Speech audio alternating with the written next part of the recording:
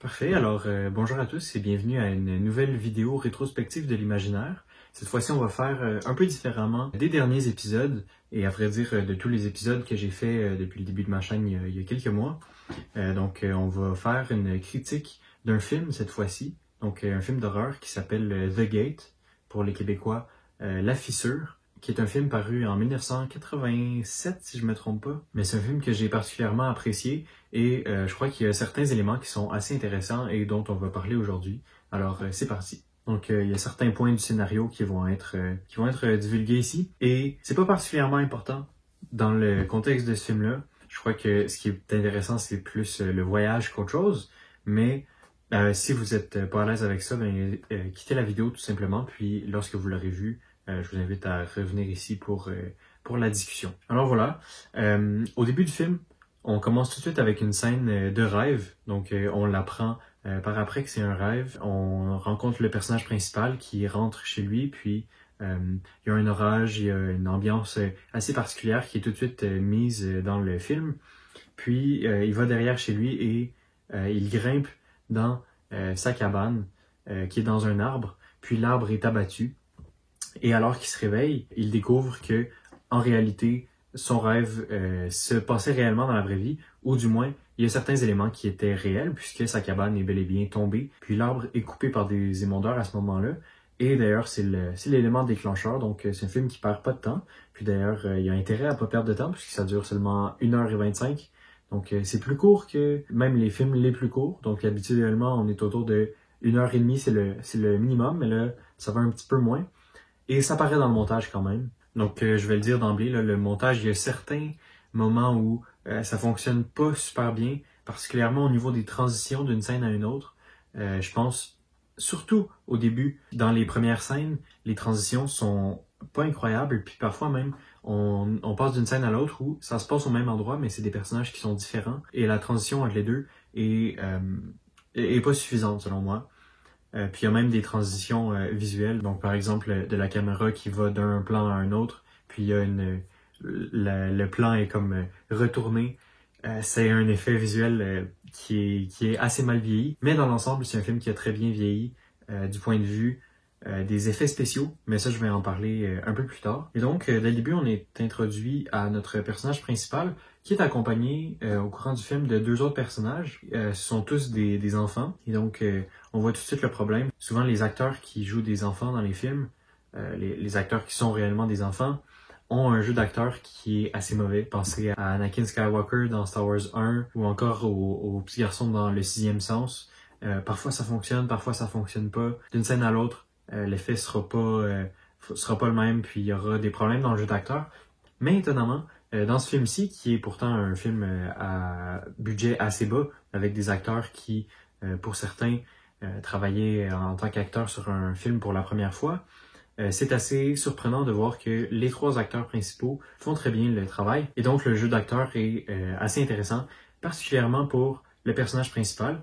Mais tout ça, c'est appuyé par un scénario qui est très bon pour développer les trois personnages principaux. Donc les trois personnages qui sont le petit garçon principal, sa sœur et son ami qui est un mélange de nerd et de métalleux un peu étrange. Puis il y a des moments dans le film où il est à l'avant dans l'histoire et c'est assez intéressant de le voir. C'est aussi le cas de la grande sœur qui, elle aussi, elle a certaines scènes qui sont vraiment dédiées à elle. Et je crois que quelqu'un qui regarde ce film peut vraiment s'identifier à l'un de ces trois personnages-là, voire même plusieurs d'entre eux, d'une façon qui permet vraiment de rajouter de la tension à l'histoire, puis la rendre intéressante tout du long, tout simplement. Puis il y a aussi la dynamique frère-sœur, où la sœur est un peu passé l'âge de jouer avec son frère, elle rentre dans l'adolescence, puis il y a une bonne partie du film qui est quand même dédiée à cette relation, puis la dynamique qu'il y a entre les deux. Puis ça permet vraiment d'enrichir le film avec un sous-texte un peu plus intéressant que simplement l'histoire principale. Donc même si ça dure 1h25, il y a quand même une richesse dans les thématiques qui est intéressante, puis qui est assez bien développée, étonnamment. Donc The Gate, on pourrait un peu voir ça comme un Home Alone maléfique, donc un Maman j'ai raté l'avion maléfique, pour les Québécois encore une fois, parce que les parents sont absents tout au long du film. Donc au début, on les voit un petit peu, mais rapidement, ils partent de la maison, et c'est à partir de ce moment-là que les événements plus horrifiques commencent.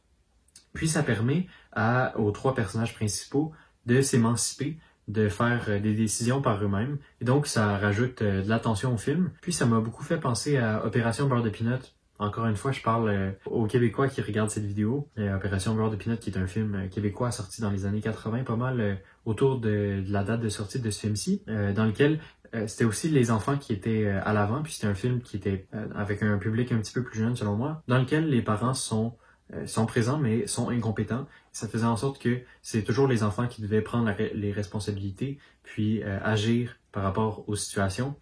Ce qui est un élément horrifique en soi dans un film qui est pour les enfants, puisque l'une des peurs principales des enfants, je crois pas que ce soit un secret, c'est soit que les parents ne soient plus là pour les protéger. Puis c'est particulièrement présent dans ce film-ci, The Gate, dans Opération Beurre de Peanut, comme je le disais tout à l'heure. Mais particulièrement dans ce film-ci, il y a certains moments dans l'histoire où on est comme un peu choqué. Personnellement, j'ai trouvé ça assez surprenant jusqu'où ils allaient pour briser, si on veut, la protection parentale dans le film. Et donc, ça joue avec cette peur d'enfance-là d'une façon assez brutale, assez surprenante. Mais c'est pas le seul moment dans le film où c'est surprenant. Donc, lorsque je dis ça, je pense surtout à un moment dans le film où la porte de l'enfer a été ouverte, puis le personnage principal voit ses parents qui reviennent à la maison, à la porte, puis il ouvre, puis il va dans leurs bras, puis le père, il dit tu as été un mauvais garçon, et soudainement il se transforme en un monstre, puis on découvre que c'est pas du tout les parents.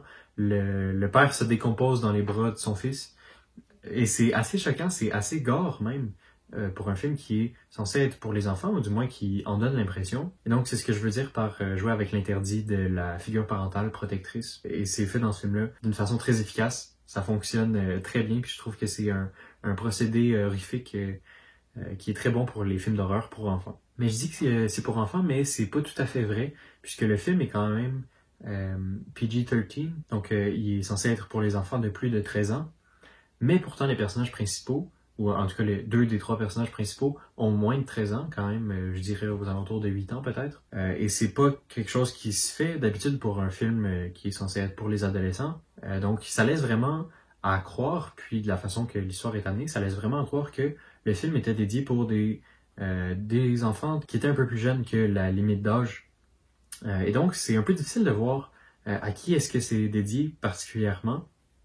Ça fait un peu penser à Poltergeist dans ce sens-là que c'est, si on veut, un film horrifique familial. Donc, toute la famille peut être intéressée par le film. Mais d'un autre côté, il y a certains passages qui sont horrifiques puis qui sont assez surprenants pour un enfant en bas âge. Je crois que pour un public qui est un peu plus vieux, qui est un peu plus habitué aux tenants et aboutissants du genre horrifique, c'est peut-être pas un film qui va être épeurant. Ça va être un film qui va être amusant, qui a certains passages qui sont quand même intéressants d'un point de vue visuel, d'un point de vue de la narration.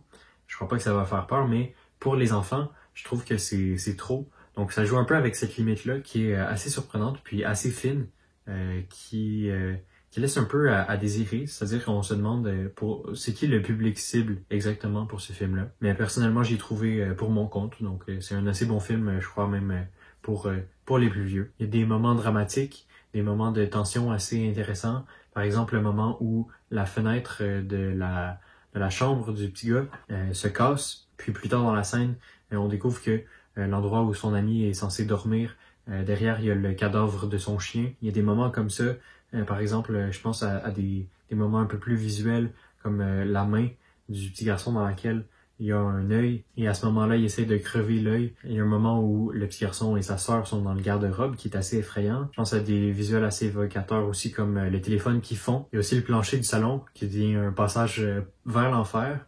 Puis tout ça, c'est des moments qui sont assez frappants dans le film. Des moments qui sont aussi étonnamment bien exécutés. Donc pour un film qui a seulement 2 millions de dollars de budget, c'est vraiment très fort. Donc compte tenu des effets puis de leur qualité, c'est très surprenant que ça ait coûté seulement 2 millions de dollars. Et donc, je crois que malgré les problèmes de montage, les effets spéciaux du film sont extrêmement bien réussis. Il y a aussi, j'en ai même pas parlé, mais il y a les Minions, à ne pas confondre avec les Minions qu'on connaît aujourd'hui, les Diables, qui sortent de la porte de l'enfer, qui sont très bien animés. Parfois, c'est des gens qui sont dans des costumes, puis d'autres fois, c'est en stop motion. Puis dans les deux cas, c'est très bien réalisé. si on veut, le mélange entre les deux est très bien exécuté, puis les costumes ont assez de ressemblance pour pas que ce soit choquant, que ça ne paraisse pas à l'image. Donc je crois que c'est très efficace, puis c'est assez surprenant le travail de stop motion qui a été fait dans ce film-là.